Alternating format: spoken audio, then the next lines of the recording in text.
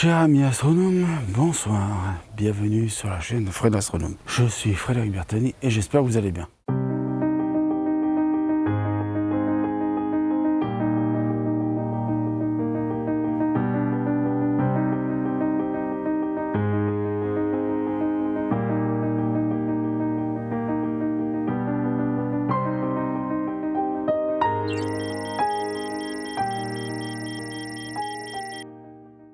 Alors voilà, aujourd'hui je me suis pris un peu plus tôt à faire la lune.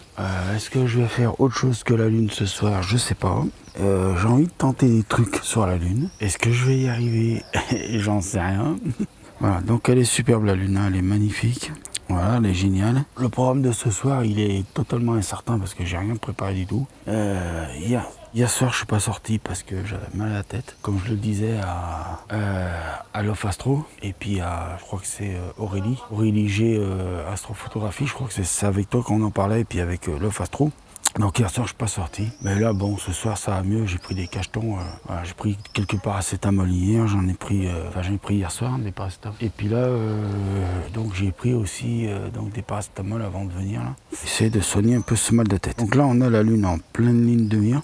J'ai essayé de faire un réglage pour pas être trop gêné par la lumière du jour, parce que vous voyez, on a encore, il fait encore bien jour là, hein, au moment où je vous parle. Une belle envolée d'hirondelles là, magnifique, bravo. Donc ce que je vais essayer de faire, je vais essayer au moins d'essayer d'utiliser le 9 mm Omégon sur la Lune pour essayer de faire un petit détail de la Lune. Alors c'est vrai que là, ce soir, elle est un petit peu trop claire, hein, parce que bon, elle va sur la pleine Lune en ce moment même. Hein, donc elle est en phase croissante, hein, et pas en phase décroissante, elle est en phase croissante. C'est-à-dire que la surface lunaire est de plus en plus allumée par le soleil, et donc elle sera en pleine lune bientôt. Là, ce soir, je crois qu'elle est à 83%, un truc comme ça. Voilà, à peu près. Hein. Voilà. Donc on va essayer de faire un peu des détails de la Lune avec le 9 mm. Alors je vous dis pas que ça va fonctionner.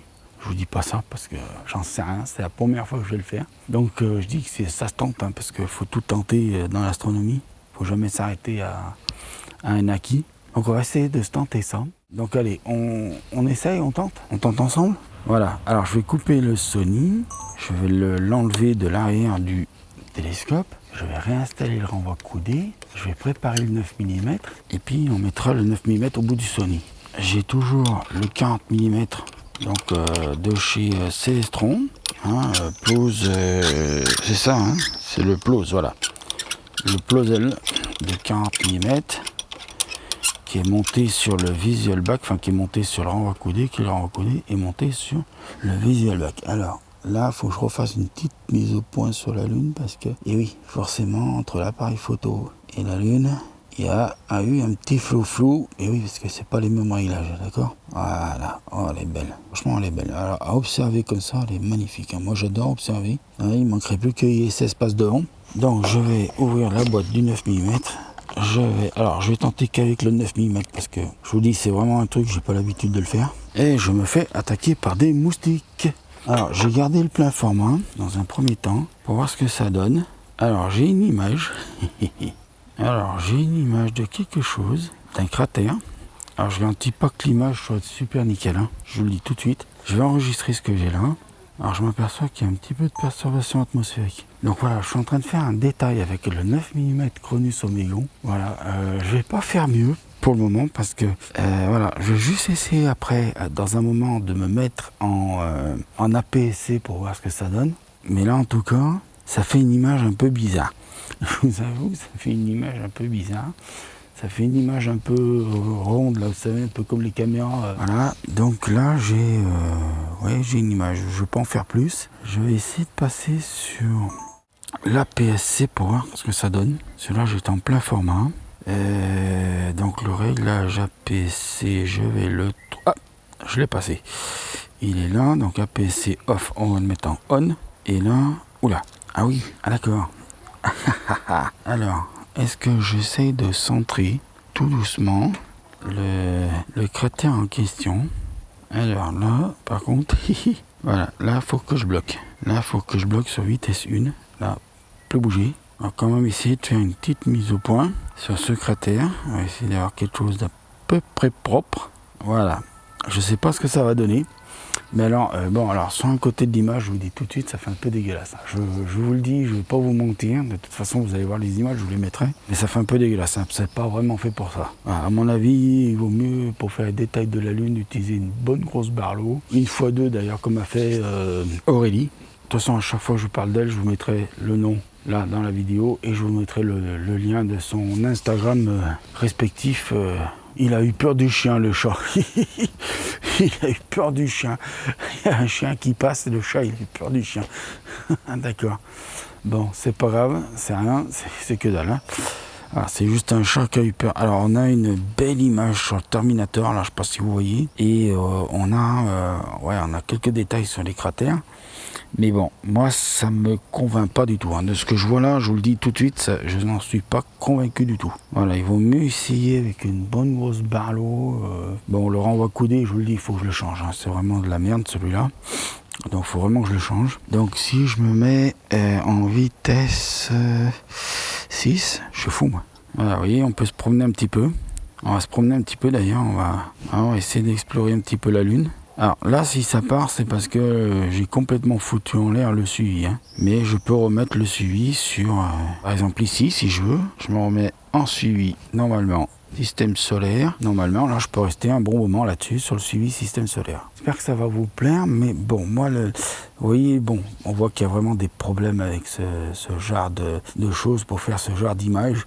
Bon, ça se tente, hein. Je vous l'ai dit, il faut tout tenter. Maintenant, on voit qu'il y a des défauts. Ça c'est clair, on voit qu'il y a des défauts tout autour là, c'est pas des très belles images. Mais disons que si on avait besoin, si on avait oublié ces Barlow par exemple, imaginons on oublie nos Barlow.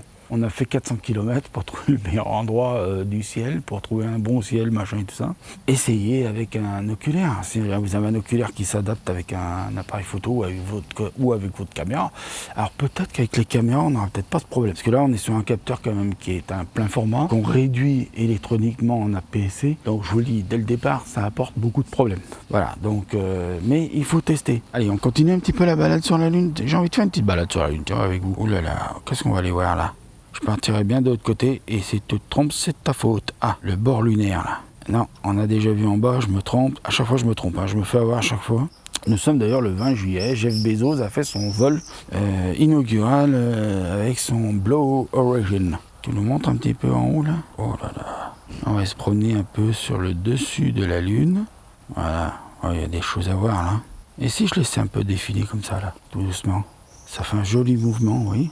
Alors je vous dis, je sais pas du tout ce que ça va vous donner sur l'écran. Là, sur le live view, je trouve ça magnifique, je trouve ça superbe. Je me dis, voilà, alors à part, vous voyez ce petit rond là en bas, là, qui est la forme du... Donc on voit les lentilles de l'oculaire, hein, qui forment l'oculaire. Donc c'est ça les lentilles, hein, vous voyez, c'est cette espèce de flou que vous avez sur le bord de la Lune. C'est pas un mauvais réglage, hein, parce que vous voyez, le reste c'est à peu près net. Je dis bien à peu près, parce que ça bouge là. Et vous voyez, c'est sur le bord là, vous voyez, sur le bord là. C'est là que ça merdasse un petit peu, d'accord? Donc voilà, une petite balade sur la Lune. On se longerait un petit peu le Terminator, non? Et vous voyez, à chaque fois, je me fais avoir. Et voilà, j'en étais sûr que j'allais partir dans le mauvais sens. Alors vous voyez, là, on a le Terminator, là. Donc on revient un peu sur notre cratère de départ. Tiens, si je chanterais un peu celui-là, là, cratère. Oh, c'est magnifique. Vous vous rendez compte que 12 hommes ont été là-dessus et que bientôt, aux alentours de 2024-2025, normalement, il devrait y avoir une mission lunaire appelée Artemis par les Américains.